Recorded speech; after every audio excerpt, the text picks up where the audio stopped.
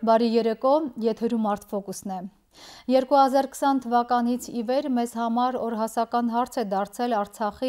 ադրբեջանական վերահսկողության տակ հայտնված տարածքներում հայկական պատմամշակութային և կրոնական ժառանգության պահպանումը։ Նույնքան էլ կարևոր է հետևելը Հայաստանի տարածքում գտնվող պատմամշակութային արժեքների վիճակին։ 2020 թվականից սկսյալ Թումո ստեղծարար տեխնոլոգիաների կենտրոնը կյանքի է կոչել հայկական ժառանգության սկանավորման համաշխարհային նախաձեռնություն ծրագիրը, որի նպատակն է փաստագրել, պահպանել և հասանելի դարձնել հայկական պատմամշակութային հուշարձանները հանրությանը, հուշարձանների վերակառուցմամբ և վերականգնմամբ զբաղվող մասնագետներին, հետազոտողներին։ Այսօր մեր տաղավարում է Թումո ստեղծարար կենտրոնի 3D սկանավորման նախագծի ավագ ղեկավար Հյուլե Քեշիշյանը։ Կխոսենք այս կարևոր նախագծի մասին։ Բարի երեկո Հյուլե, շնորհակալ եմ հրավերն ընդունելու համար։ Բարև ձեզ, շնորհակալ եմ հրավերի համար։ Լազերային սկանավորումից մինչև ֆոտոգրամետրիա Թումո ստեղծարար կենտրոնը իրապես շատ կարևոր նախագիծ է սկսել 2020 թվականին և մինչ օրս շուրջ 240 եկեղեցի և հուշարձան եք, հոգևոր մշակութային մեր ժառանգությունն եք սկանավորել և հետաքրքիր է այս միտքը հղացավ կենտրոնի ղեկավարության մոտ 2020 թվականին, երբ երևի բոլորս գիտակցեցինք, որ հերթական անգամ կորցնում ենք մեր հոգևոր մշակութային ժառանգությունը, կամ գուցե մինչ այդ էիք արդեն այդ նախաձեռնությունը կար և կենտրոնը մտածում էր նման մի նախագիծ ստեղծելու ուղղությամբ։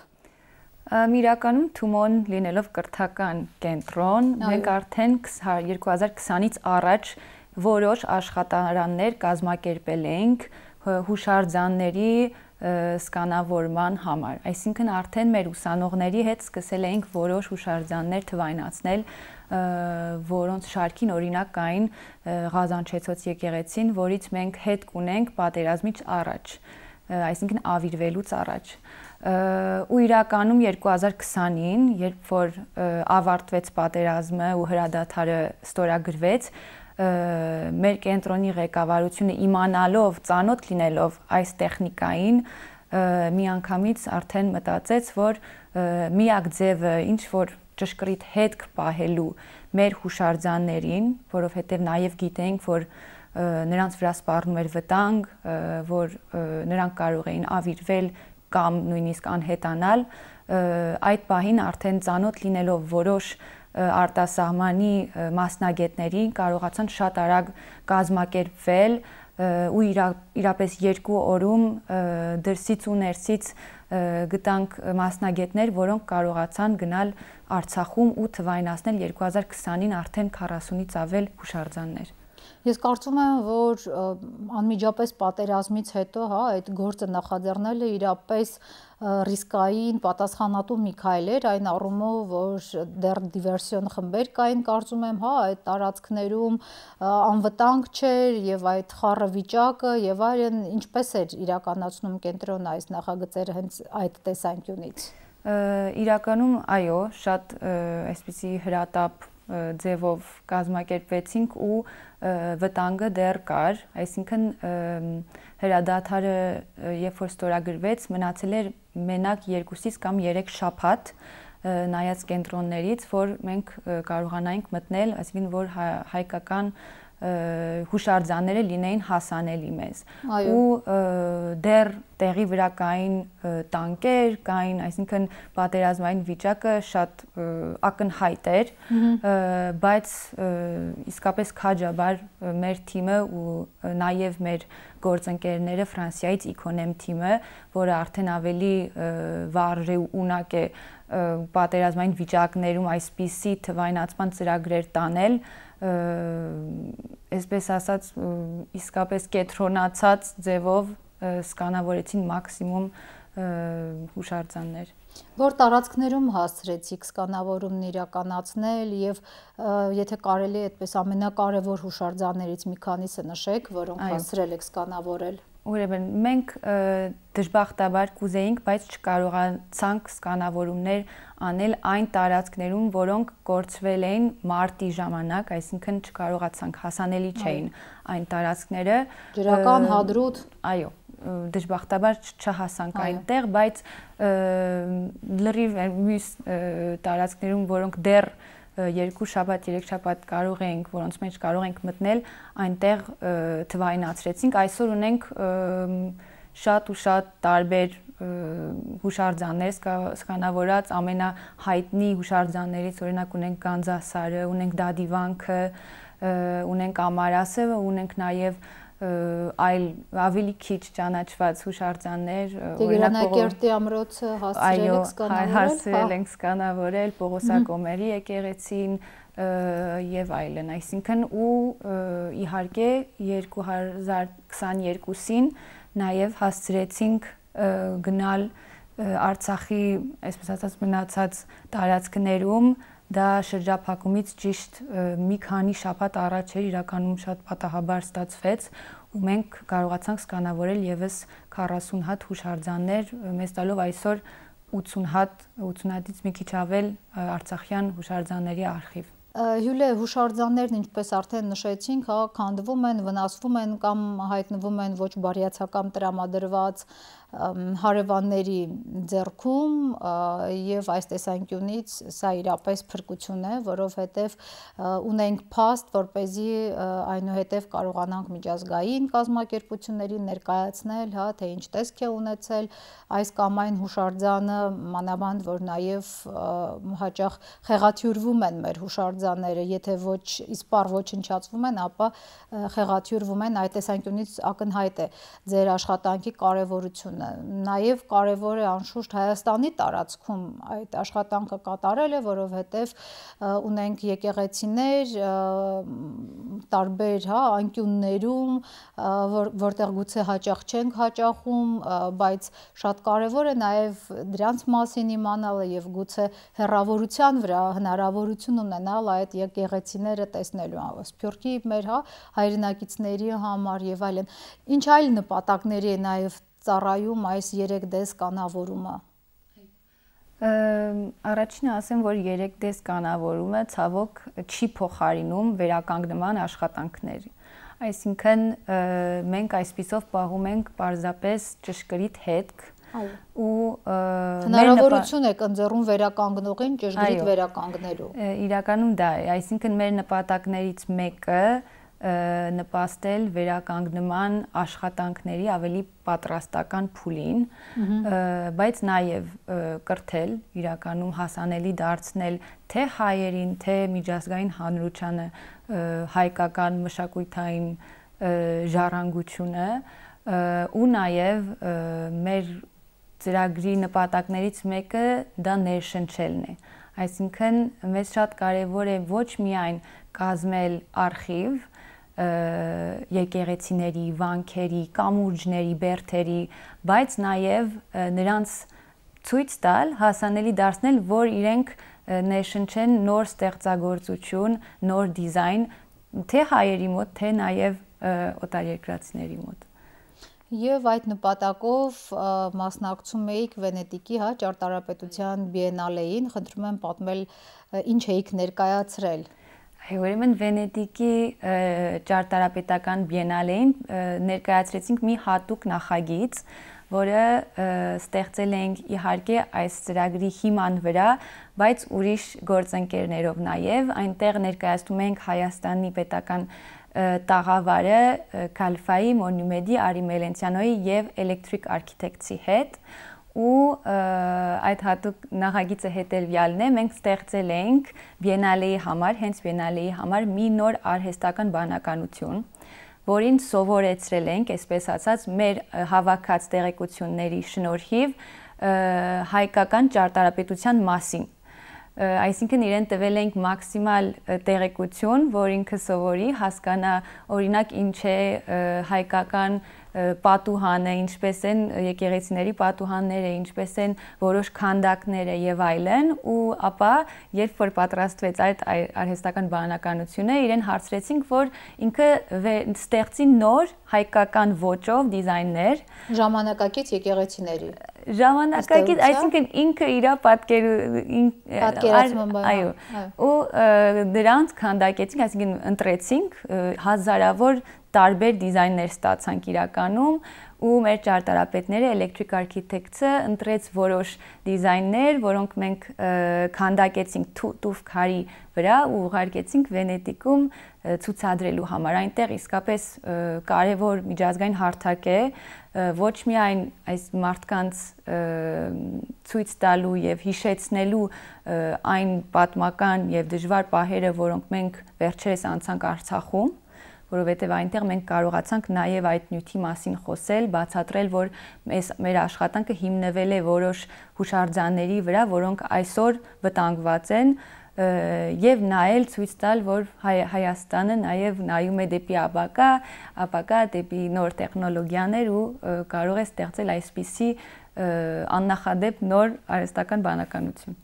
Հյուլիա, իսկ հետաքրքիր է տեխնիկապես ինչպես եք իրականացնում սկանավորման գործընթացը, ինչպիսի գործիքներ են օգտագործվում։ Ուրեմն մենք գործածում ենք երկու տարբեր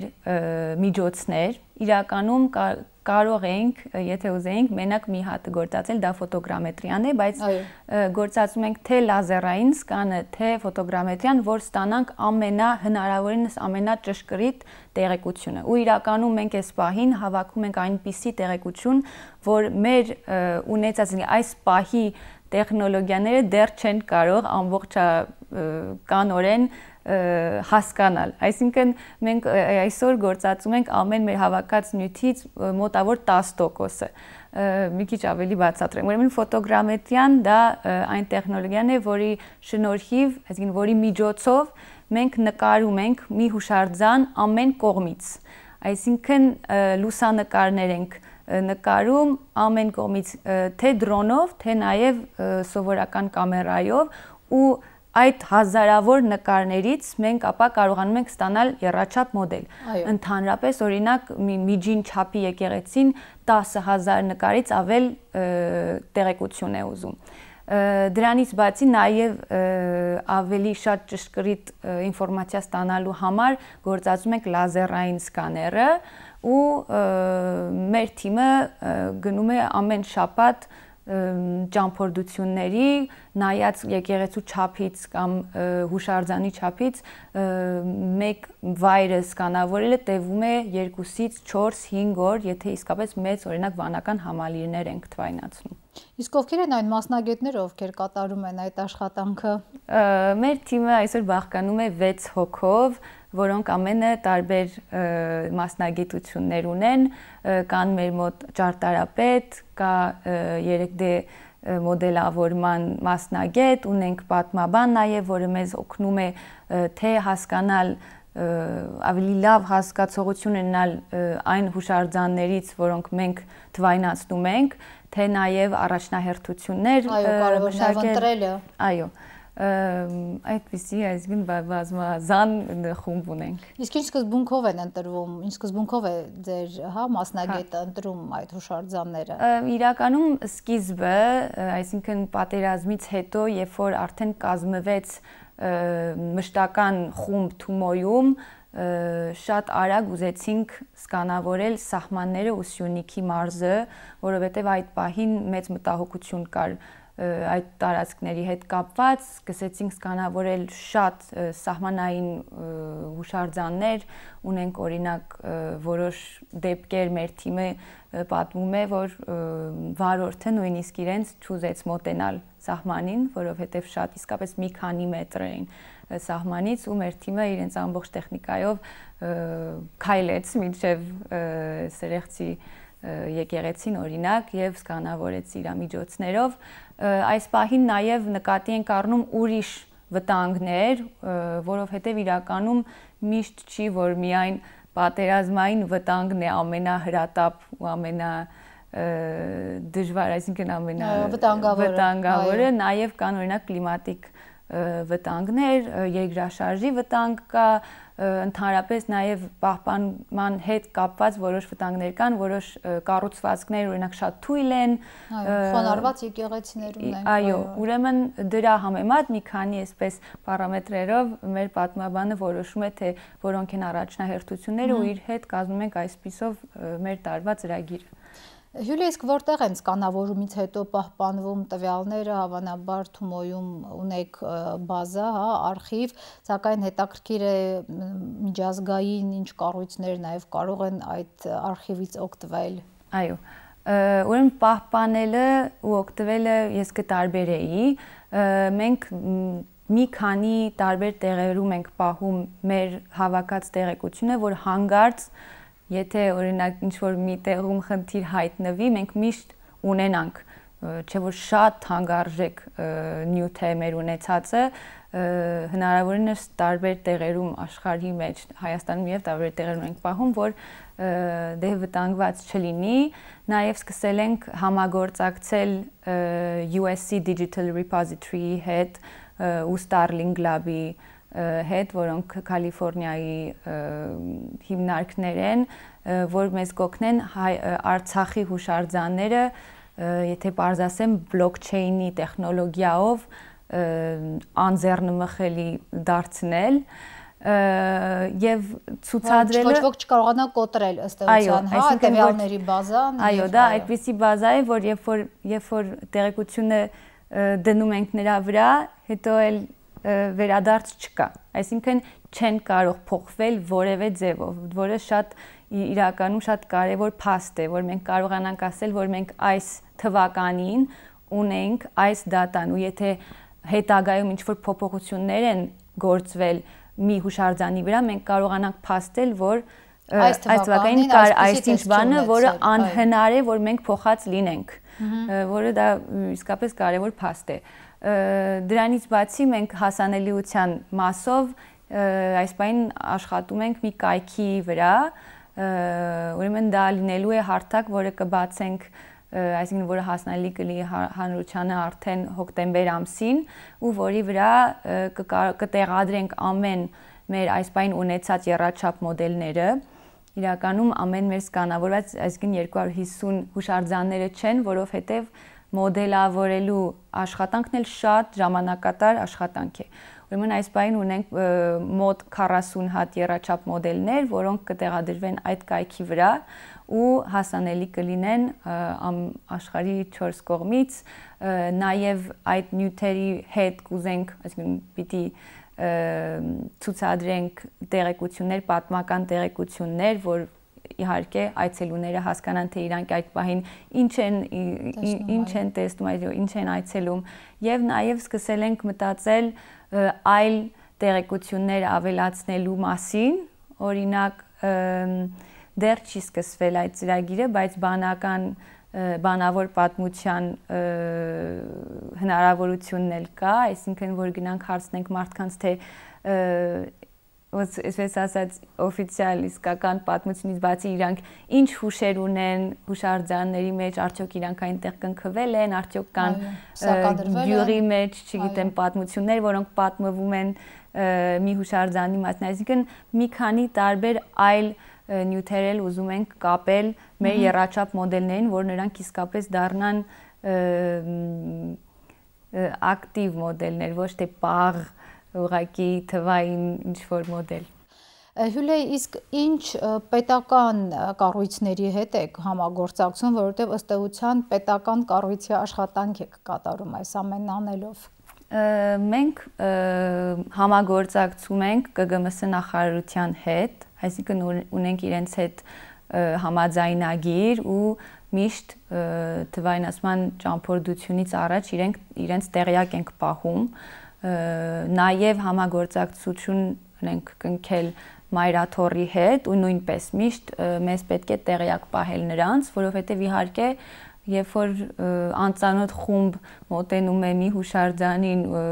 տարբեր այսպես վախենալի անծանոթ տեխնիկայով, դրոներով եւ այլն, կարող է դա այսինքն հասկանալի ձևով վախեցնել ու մենք ունեցել էինք որոշ դեպքեր, որ ուղղակի մեր թիմին չէին, այսինքն մարդիկ, որովհետև ծանոթ չէին, իհարկե չէին թողնում մենք մոտենանք, հիմա այս երկու համագործակցողների շնորհիվ մենք կարողանում ենք հանգիստ տանել մեր աշխատանքը իրենց համաձայնությամբ։ Եվ Մարիաթորի հետ նաև հունիսի սկզբին ուրեմն մասնակցում ենք իրենց կազմակերպած մի ցուցահանդեսի, որի մեջ կցուցադրվեն տարբեր Արցախից լուսանկարներ, մենք էլ մեր ունեցած արխիվով, չէ որ ֆոտոգրամետրիայի մի մասը դա ուղղակի լուսանկարներ հավաքել է ու մենք ունենք բավական մեծ արխիվ լուսանկարների, մենք նաև նպաստեցինք այդ ցուցահանդեսին ու որոշ Թումոյի հավաքած նկարած լուսանկարները կցուցադրվեն հունիսի սկզբին Էջմիածնի դահլիճում ցուցահանդեսի ընթացքին։ Հյուլիա, ինչպես նշեցիք, այս ծրագիրն ունի կրթական, գիտական, մշակութային, անշուշտ նաև նորարարական, փաստորեն, հա, AI-ի այդ կիրառումից հետո նաև նորարարական նշանակություն, որն եք համարում Թումոն, որն է համարում այս ծրագրի վերջնանպատակը։ Նպատակը դե Թումոյի պես, Թումոյի հիմնական նպատակը կրթությունն է եւ ստեղծագործությունը։ Այսինքն դրանք ընդհանրապես ոչ միայն այս ծրագրի, բայց Թումոյի նպատակներն են, որ մենք հասանելի դարձնենք ու կրթենք մեր մշակույթի մասին ու խրախուսենք նոր ստեղծագործություն։ Դրանից բացի հենց մեր ծրագրի հետագայի այսինքն նպատակների մեջ կան նաև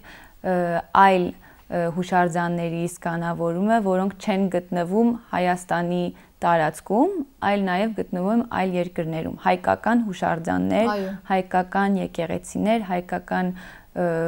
կառուցվածքներ, որոնք չեն գտնվում Հայաստանում, բայց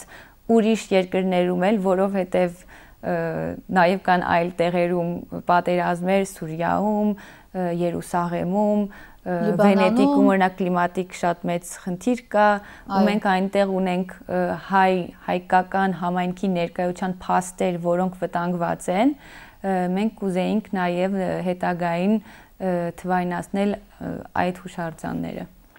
Հրաշալի է։ Հյուլիա, մի հարց էլ, հետաքրքիր է այս սարքերը, հա, որոնց միջոցով դուք սկանավորում եք, արդյոք հնարավոր է օգտագործել նաև օրինակ թանգարաններ սկանավորելիս կամ հայաստանյան թանգարաններում ժամանակավոր ցուցադրություններ սկանավորելիս, որոնք նույնպես կարող են շատ կարևոր եւ հետաքրքրական լինել։ Իրականում նույն սարքերը չենք գործածում այսպես ասած մեծ, այսինքն հուշարձան սկանավորելու համար եւ իրեր սկանավորելու համար, բայց նաեւ սկսել ենք կազմակերպել ենք մի աշխատարան մեր ուսանողների հետ, որտեղ առաջին անգամվա համար նաեւ սկսեցինք սկանավորել իրեր, այդ աշխատարանը կենտրոնացել էր Քութահիայի հաղճապակու վրա, այսինքն Քութահյան, որ եղել է շատ կարևոր հաղճապակու կենտրոն ու որտեղ հայերը շատ հայտնի էին իրենց աշխատանքի համար, մենք կարողացանք կազմել տարբեր աղբյուրներից Քութահիայի իրական հաղճապակու հավաքածո ու մեր ուսանողների հետ նրանց սկանավորեցինք։ Այսինքն նույն մոտեցումը չի, նույն տեխնիկան չի, բայց դա էլ ենք կարող անել։ Շնորհակալ եմ, ձեր ղեկավարած նախագիծն իրապես հնարավորություն է ընձեռում ապրելու հուշարձաններին, փաստորեն նաև վիրտուալ տարածության մեջ, ինչը ոչ պակաս կարևոր է։ Շնորհակալություն։ Ես եմ ձեզ շնորհակալ հրավերի համար։ Սիրով։ Հիշեցնեմ, որ այսօր Art-Focus-ում զրուցում ենք Թումո ստեղծարար կենտրոնի 3D սկանավորման նախագծի